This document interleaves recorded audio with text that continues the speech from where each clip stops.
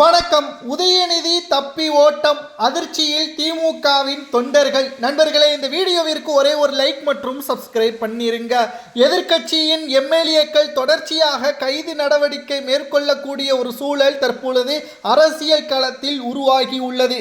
ஆனால் எதிர்க்கட்சி தலைவராக இருக்கக்கூடிய உதயநிதி அவர்கள் கைது செய்யப்பட்ட எம்எல்ஏக்களை சிறையில் நேரடியாக சென்று சந்திக்கவில்லை. திமுகவின் தொண்டர்கள் கடுமையான அதிருப்தியில் இருக்கிறார்கள். கடந்த கால அரசியலை எதிர்த்து கொண்டால் ஆளும் கட்சியினர்களது கைது நடவடிக்கை சாதாரணம்தான். ஆனால் எதிர்க்கட்சியினர்கள் அதை எதிர்த்து களத்தில் போராட்டங்களை நடத்த வேண்டும். ஆனால் உதயநிதி அவர்கள் எங்கு இருக்கிறார், ஓடி ஒளிந்து கொண்டிருக்கிறார் என்று திமுகவின் தொண்டர்களை கூறும் அளவிற்கு அரசியல் களம் மாறியுள்ளது. ஏனென்றால் திமுகவின் ஊழல் பட்டியல்கள் ஒவ்வொன்றையும் தாவேகாவின் அமைச்சர்கள் கையில் எடுத்து வைத்திருக்கிறார்கள்.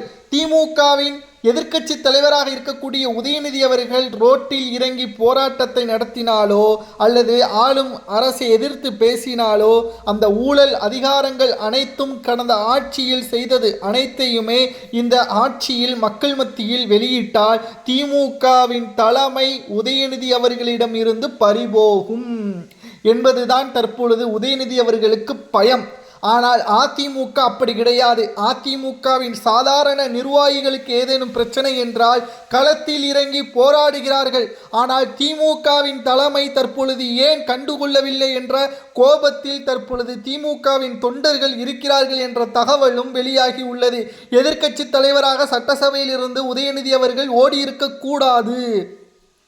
ஏனென்றால் தமிழக அரசியலில் விஜய் அவர்கள் முதல் முறை சட்டமன்றத்திற்கு வந்துள்ளார். அவர் கேட்ட முதல் கேள்வியிற்கே சட்டசபையில் இருந்து ஓட வேண்டிய அவசியம் என்ன? உதயநிதி அவர்கள் ஏன் இவ்வாறு செய்தார்? திமுகவின் ஒட்டுமொத்த மானத்தையும் சட்டசபையில் உதயநிதி அவர்கள் பறிபோக வைத்துவிட்டார் என்ற கோபமும் திமுகவின் தொண்டர்களுக்கு இருக்கிறது. சமீபத்தில் திமுகவின் எம்எல்ஏ மார்க்கண்டேயன் அவர்கள் கைது செய்யப்பட்டு 20 நாட்கள் பாளையங்கோட்டை சிறையில் அடைக்க நீதிபதி உத்தரவை பிறப்பித்தார். ஆனால் கனிமொழி அவர்கள் நேரில் சென்று சந்தித்தார். ஆனால் உதயநிதி அவர்கள் ஏன் சந்திக்கவில்லை?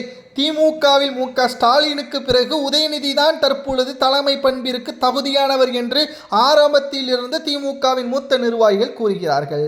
ஆனால் ஒரு கட்சியின் முக்கியமான பிரதிநிதிகளுக்கு ஏற்படக்கூடிய பாதிப்பிற்கு ஏன் களத்தில் முதல் ஆளாக வந்து சேர்க்கவில்லை?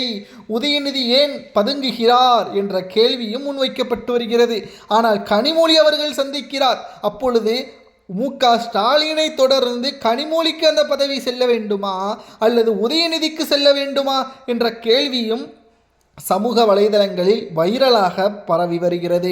நிச்சயம் நடைபெறக்கூடிய 7 சட்டமன்ற இடைத்தேர்தல் திமுக மிகப்பெரிய ஒரு தோல்வியை தழுவுமேயானால் திமுகவின் தொண்டர்கள் அதற்கு காரணம் உதயநிதி அவர்கள் மட்டும்தான் என்று கூறுவார்கள். சட்டசபையில் இருந்து எதற்காக ஓட வேண்டும் உதயநிதி? அதற்கான விளக்கத்தை கொடுக்க முடியுமா? கே.என். நேரு அவர்கள் உதயநிதியிடம் கூறுகிறார், பொறுமையாக இருப்போம், சட்டசபையிலிருந்து வெளியேற வேண்டாம், அவர்கள் என்ன ஆதாரம் வைத்திருக்கிறார்கள் என்பதை நாம் பார்ப்போம், அதற்கான விளக்கத்தை கொடுப்போம் என்று கூறுகிறார். ஆனால் உதயநிதி அவர்களுக்கு என்ன பயம் தெரியுமா? துண்டு பேப்பர் இல்லாமல் சட்டசபையில் பேச முடியாது. அதுவும் நேரலையாக தமிழக மக்கள் 1.5 கோடி பேர் பார்க்கிறார்கள். திடீரென்று ஊழல் வழக்கிற்கான அனைத்து ஆதாரங்களையும் காண்பித்து மக்கள் மத்தியில் அதை வெளியிட்டு ஏதேனும் பொதுநல வழக்கு போடப்பட்டு வழக்கு உதயநிதி மீது வந்தால் நிச்சயம் அவர் சிறையில் அடைக்கப்படுவார். இது ஒட்டுமொத்த திமுகவிற்கும் அவமானம் என்று கருதிதான் உதயநிதி அவர்கள் சட்டசபையில் இருந்து வெளியேறினார் என்ற ஒரு தகவலும் கிடைக்கப்பெற்றுள்ளது. மேலும் திமுகவின் எம்எல்ஏக்களுக்கு ஆதரவாக உதயநிதி அவர்கள் நேரடியாக வந்து சந்திக்கவில்லை. திமுகவின் எதிர்காலத்திற்காக களத்தில் இறங்கி போராடவில்லை. ஆனால் தலைமை பண்பு மட்டும் மு.க. ஸ்டாலினுக்கு பிறகு உதயநிதியிடம் கொடுக்க வேண்டும் என்றால் என்ன? உதயநிதி அவர்கள் வயதானவர் ஒன்றும் கிடையாது, யங்ஸ்டர் தான். அவரது இளமைக்கு அவர் வீதியில் இறங்கி போராட வேண்டும். ஆனால் அவர் ஏன் போராடவில்லை என்று திமுகவின் தொண்டர்கள் கேட்கக்கூடிய அளவிற்கு திமுகவின் நிலைமை தலைகீழாக மாறியுள்ளதா என்று சமூக வலைதளங்களில் பலரும் கேள்விகளை கேட்டு திமுகவின் நிர்வாகிகள் தற்பொழுது தலைமையை உடனடியாக மாற்ற வேண்டும், கனிமொழியை தமிழக அரசியலில் கொண்டு வர வேண்டும், அவர் மாநிலத்தில் எம்பியாக இருப்பதை விட தமிழ்நாட்டில் எம்எல்ஏவாக இருந்தாலே சிறப்பு, முதலில் அவர் நடைபெறக்கூடிய 7 சட்டமன்ற இடைத்தேர்தலில் கனிமொழி அவர்கள் போட்டியிடட்டும். அவர் வெற்றியடைந்தால் எம்பி பதவியை ராஜினாமா செய்து கனிமொழியை சட்டமன்றத்தின் எதிர்க்கட்சி தலைவராக பொறுப்பேற்க வையுங்கள் என்று தற்பொழுது திமுகவின் உண்மையான தொண்டர்கள் களத்தில் பேசுவது வரவேற்கத்தக்கதா என்பதை கமெண்ட் வாயிலாக கூறுங்கள். ஆனால் முதல்வர் விஜய் அவர்களை எதிர்த்து உதயநிதி அவர்களுக்கு அரசியல் செய்ய தெரியாது. ஏனென்றால் திமுக வரிசையாக ஊழலை செய்தும் உதயநிதி அவர்கள் துணை முதல்வராக இருந்தபொழுது ஒரு நாள் கூட 8 மணி நேரம் தலைமைச் செயலகத்தில் பணியாற்றியது கிடையாது. ஆதாரங்களும் சிசிடிவி கேமராக்களும் இருக்கிறது. துணை முதல்வர் பதவியை தனது நண்பர்களுக்காகத்தான் பயன்படுத்தினார். தனது நண்பர்களை டிஜிபி அதிகாரிகளை மிரட்டும் அளவிற்கான அதிகாரங்களை தனது நண்பர்களுக்கு உதயநிதி கொடுத்தார். மேலும் சினிமா தயாரிப்பு நிறுவனங்களை தொடங்குவதற்கு, கருப்பு பணங்களை வெள்ளைப்பணமாக மாற்றுவதற்கு அனைத்து ஏற்பாடுகளையும் உதயநிதி செய்தார் என்ற வரிசையான குற்றச்சாட்டுகளும் உதயநிதியின் மீது இருக்கிறது. இதனால்தான் திமுகவின் எம்எல்ஏக்கள் கைது நடவடிக்கை மேற்கொண்டாலும் கூட எம்எல்ஏவிற்கு ஆதரவாக நேரில் சென்று ஆதரவை தெரிவிக்கவில்லை. தமிழ்நாட்டில் தற்பொழுது எதிர்க்கட்சி என்ற அந்தஸ்தை அதிமுக எப்படி எதிர்கொள்ளும்? ஆனால் திமுக தற்பொழுது மு.க.ஸ்டாலினுக்கு பிறகு உதயநிதி அவர்களுக்கு அது தெரியவில்லை. இதனால் உதயநிதி அவர்கள்தான் திமுகவின் தோல்விற்கு அடித்தளம் அமைத்து கொண்டிருக்கின்றார் என்ற குற்றச்சாட்டுகளும் தற்பொழுது முன்வைக்கப்பட்டு வருகிறது.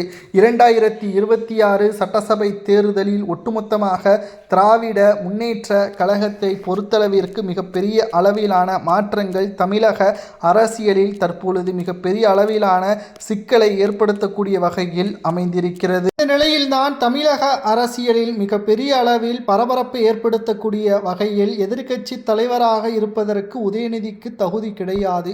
திமுகவின் எம்எல்ஏக்கள் கைது செய்யப்பட்டு சிறையில் அடைக்கப்பட்ட சூழலில் உதயநிதி அவர்கள் நேரடியாக அரசியல் களத்தில் பிரச்சனைகளை, போராட்டங்களை எதிர்கொள்வதற்கான தைரியம் உதயநிதி அவர்களுக்கு கிடையாது என்பது இதன் மூலம் தெரிந்துவிட்டது. முதலில் உதயநிதி அவர்களிடம் இருந்து எதிர்க்கட்சி தலைவர் பதவியை பறியுங்கள், இடைத்தேர்தலில் கனிமொழியை தேர்தலில் போட்டியிட செய்யுங்கள் என்று அதிமுகவில் இருக்கக்கூடிய நிர்வாகிகள் எப்படி அங்கு பிரச்சனைகளை மேற்கொள்கிறார்களோ அதேபோல திராவிட முன்னேற்ற கழகத்தில் உள்ள தொண்டர்கள் தற்பொழுது பிரச்சனையை அதிகப்படுத்தி கொண்டிருக்கிறார்கள். இதனால் எதிர்வரக்கூடிய அரசியல் காலகட்டத்தில் தாவேகா வர்சஸ் அதிமுக என்று அரசியல் களம் மாறும். ஆனால் உதயநிதி அவர்களால் அதிமுகவில் தற்பொழுது 2வது இடத்தை மீண்டும் அவர்கள் கொண்டு வர முயற்சி செய்வார்கள். உதயநிதி அவர்களால் திமுகவை 3வது இடத்திற்கு கொண்டு செல்ல உதயநிதி அவர்களது ஒட்டுமொத்தமான செயல்பாடுகளும் அமையும். ஏனென்றால் மக்கள் திமுகவை புறக்கணிப்பதற்கு காரணமே உதயநிதி அவர்களுக்கு குறுகிய காலத்தில் துணை முதல்வர் பதவி கொடுத்ததுதான் என்றும் அரசியல் வட்டாரத்தில் பேசும் பொருளாக மாறியுள்ளது. இதை பற்றி உங்களது கருத்துக்களை கூறுங்கள்.